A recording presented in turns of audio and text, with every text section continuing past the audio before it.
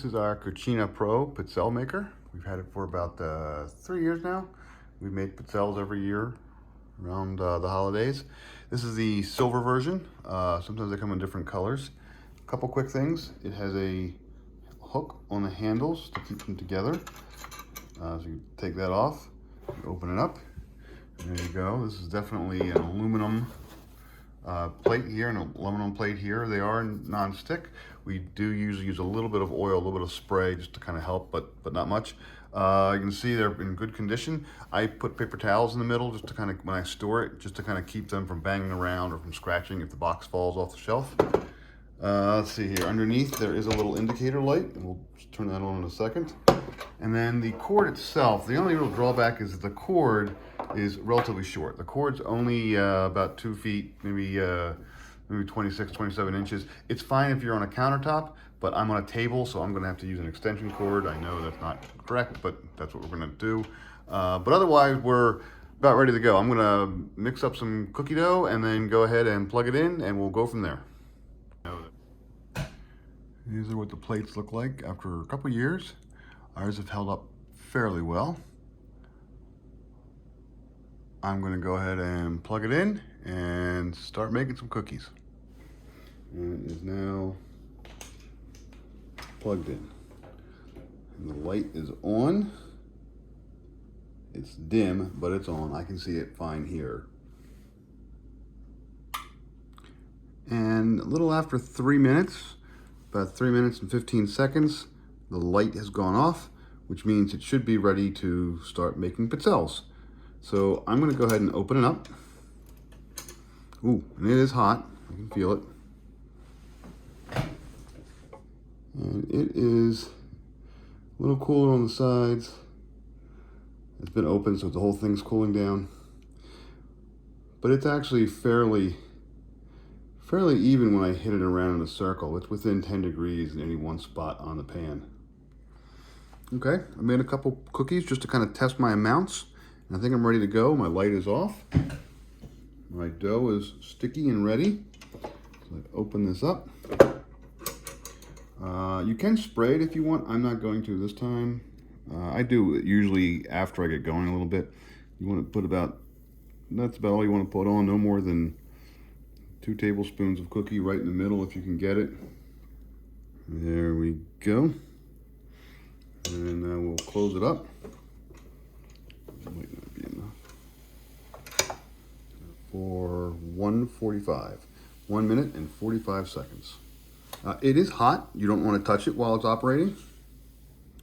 Okay, it's been 1 minute and 45 seconds. And there we are. 2 pizzelles. To take the pizzelles off, I use a plastic spatula. They're a little soft when they come off. And I just put them on a cooling rack. And they will cool very quickly. It does come with a simple instruction book. The book basically talks about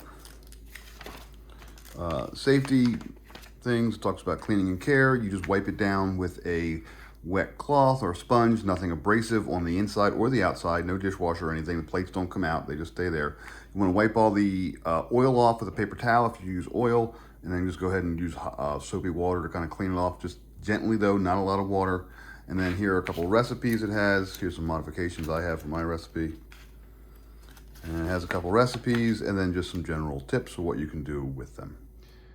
And here are the finished cookies with 1 batch made from the recipe in the book, which uses a cup and 3/4 of flour. I made 22 pizzelles. I even went ahead and rolled one just to make a little cannoli shell there. Now, a couple things about the pizzelles.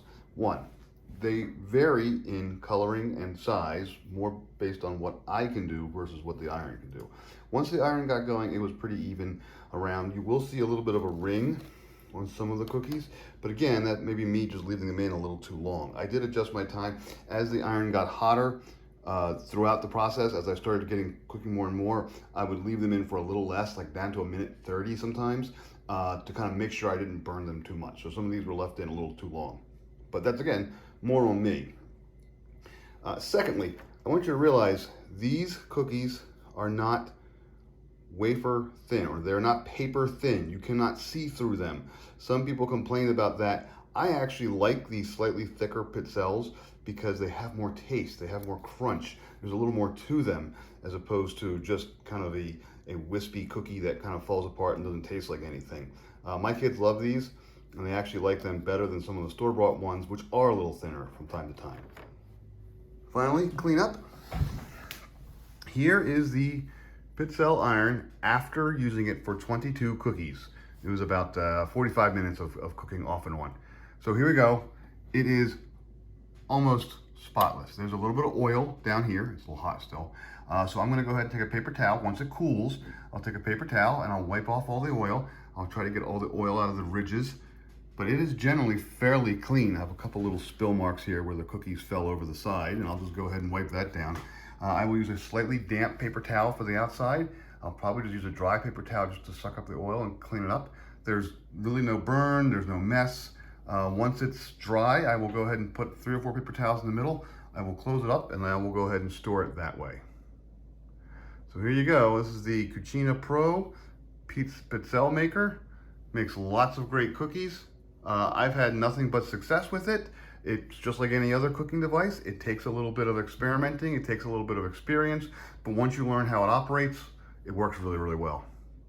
I hope you enjoy your Pizzelles.